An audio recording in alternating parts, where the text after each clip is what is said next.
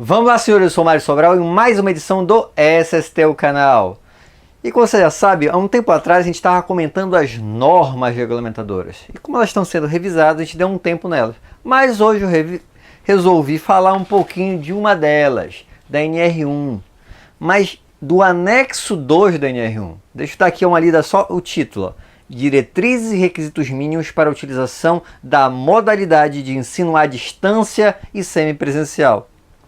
Então é um assunto bem interessante para a gente saber como é que deve ser feito os treinamentos à distância ou semipresencial para a área de segurança do trabalho. E o anexo 2 da NR1 trata disso.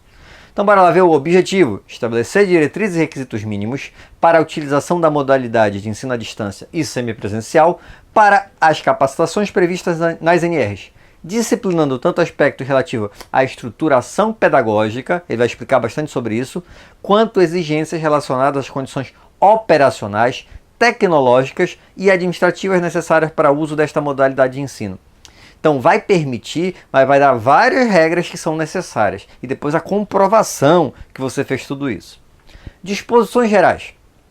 A empresa ou instituição especializada que oferte as capacitações previstas na CNR na modalidade de ensino à distância e semipresencial deve atender os requisitos constantes deste anexo da NR1 para que seus certificados sejam considerados válidos. Então não basta fazer o treinamento, tem que seguir todos os itens que estão na norma e vai ter que comprovar isso. As capacitações que utilizam o ensino à distância ou semipresencial devem ser estruturadas com, no mínimo, a duração definida para as respectivas capacitações na modalidade presencial. Então, eu estou fazendo um determinado treinamento que na presencial são 20 horas. Na EAD ou na semipresencial, também, óbvio, tem que ser no mínimo 20 horas. Ah, é EAD, então eu vou fazer com uma carga horária menor. Não, não pode, tem que ser no mínimo a mesma carga horária. E as atividades práticas obrigatórias devem respeitar as orientações previstas nas NRs e estar descritas no projeto pedagógico do curso. Então, eu não devo deixar de fazer as partes práticas.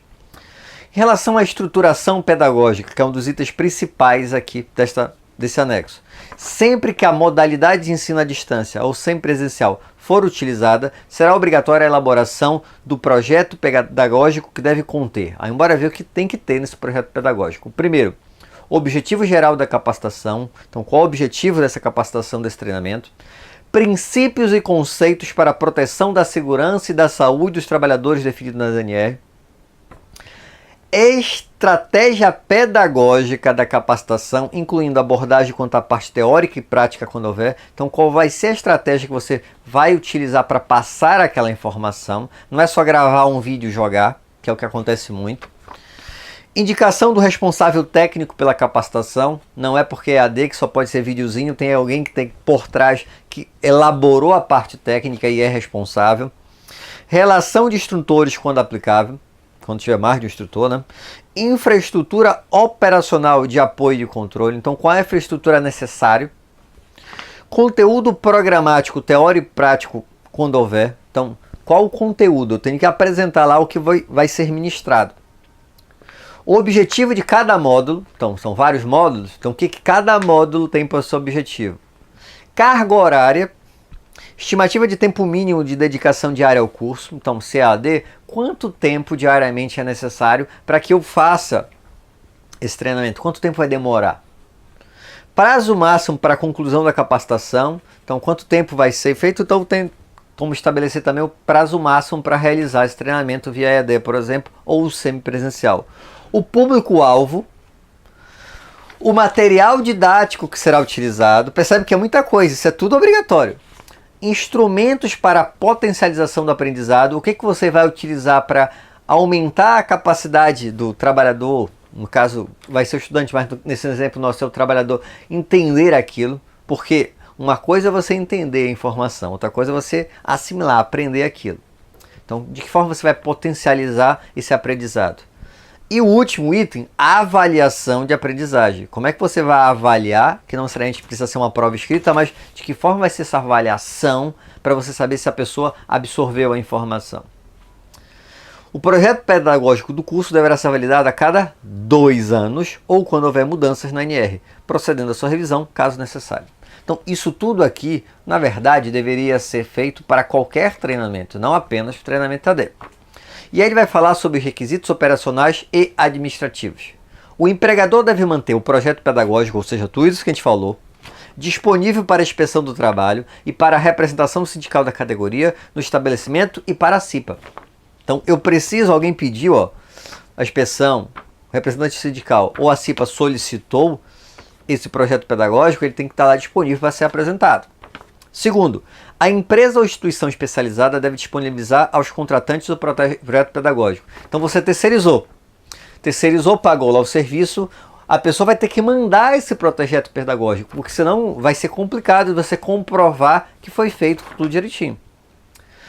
O outro item, deve ser disponibilizado aos trabalhadores todo o material didático necessário para a participação na capacitação. Isso é meio óbvio, né? Tem que entregar para o trabalhador. Deve ser disponibilizado os recursos e ambiente que favoreça a concentração e absorção do conhecimento pelo empregado para a realização da capacitação. Então, se vocês disponibilizarem, por exemplo, computadores na própria empresa, então tem que ser um negócio adequado, né? Que ele tenha condições de fazer as atividades. O período de realização do curso deve ser exclusivamente utilizado para tal fim, para que não seja concomitante com o exercício da atividade diária de trabalho.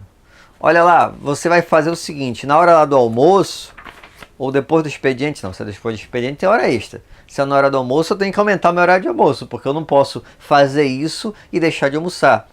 Ah, então você vai fazendo, você vai assistindo e vai fazendo isso aqui em paralelo. Não, tá? Tem que ter um horário como se ele não tivesse ali no trabalho dele. Deve ser mantido canal de comunicação para esclarecimento de dúvidas, possibilitando a solução delas, devendo tal canal estar operacional durante o período da realização do curso. Aquilo que eu falei, não basta gravar um vídeo e jogar. O trabalhador pode ter dúvida. Quem é que vai tirar essa dúvida? Pode ser via a dúvida? Pode, mas eu tenho que ter esse canal para tirar essas dúvidas. A verificação de aprendizagem deve ser realizada de acordo com a estratégia pedagógica adotada para a capacitação, estabelecendo a classificação com conceito satisfatório e insatisfatório. Então eu vou te dizer, no final eu vou avaliar, olha, esse trabalhador teve uma avaliação, uma classificação satisfatória, um conceito satisfatório. Esse trabalhador não, tem que ter um critério de avaliação. A avaliação da aprendizagem se dará pela aplicação de prova no formato presencial, obtendo dessa forma o registro da assinatura do empregado, isso é importante, ou pelo formato digital, exigindo a sua identificação e senha individual. Então não pode ser qualquer um que entre, né? Ele tem que ter uma senha individual lá para fazer o acesso. Isso se for EAD. Quando a avaliação de aprendizagem for online, deve ser preservadas as condições de rastreabilidade que garantam a confiabilidade do processo. Então eu tenho que saber que foi aquele acesso e como é que eu guardei aquela informação, tudo direitinho, tem que ter tudo no sistema. E o processo de avaliação da aprendizagem deve contemplar situações práticas que representem a rotina laboral do trabalhador para adequada tomada de decisões com vistas à prevenção de acidentes e doenças em relação ao trabalho. Então eu não posso fazer um negócio padrão, que eu chamo de treinamento enlatado, né? Olha, isso aqui para todo mundo. Não, essa situação tem a ver com o processo da minha empresa, porque se não tem a ver, eu tenho que adequar para a situação da minha empresa. E o último item que eu vou dar aqui, o histórico do registro de acesso dos participantes deve ser mantido pelo prazo mínimo de 2 anos após o término da validade do curso. Então você que vai ter que guardar toda essa informação. Lógico, não precisa ser físico, mas deve ser guardado lá no computador. Então percebe que dá para fazer AD, mas tem que ter todo um critério. E eu não sei se as pessoas que estão realizando hoje, seja internamente, seja através de um prestador de serviço, estão atendendo os itens que são obrigatórios de acordo com o anexo 2 da NR1. Espero que tenham gostado. Se gostaram, já sabe, né? Curte, compartilha. E tem alguma dúvida ou sugestão de pauta? Coloca aí embaixo nos comentários ou manda um e-mail para sobralj@hotmail.com. Um abraço e até o próximo programa. Olá, eu sou o gestor do site Segurança do Trabalho, M. Olá, eu sou Mário Sobral, do Negócio Bonito. E juntos estamos fazendo